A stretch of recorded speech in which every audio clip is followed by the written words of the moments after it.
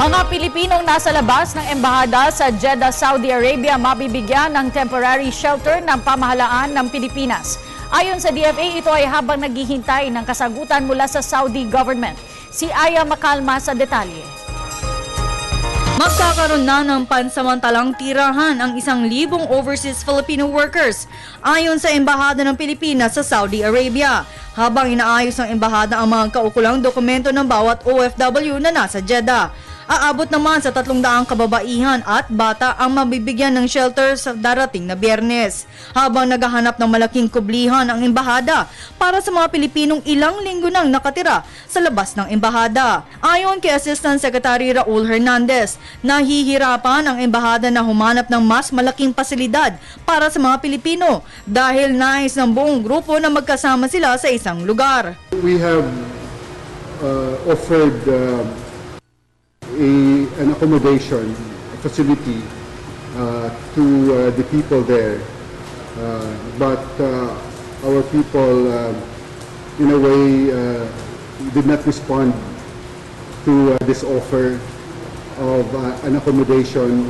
Ang gusto ng ating kababayan, sama-sama sila lahat. But that's the problem, you know. That's a big challenge for us to find a place, a big place na lahat ng mga tent, about 1,000 OFWs could be accommodated altogether. Gayunman, hinihintay na lang ng embahada na aprubahan ng Ministry of Education kung maaaring gawing tirahan ang gymnasium ng isang eskwelahan sa Jeddah. Nag-alok naman ang isang businessman ng isang housing facility at ang ikatlong option ay binuksan ng embahada sa Jeddah para sa mga OFW bilang kanilang tirahan. Dagdag pa ni Hernandez na patuloy na namamahagi ng pagkain, tubig, kumot at insect spray ang konsulado sa mga OFWs. This coming Friday, we are hoping that about 300 of those who are in the encampment would be sheltered in these two facilities.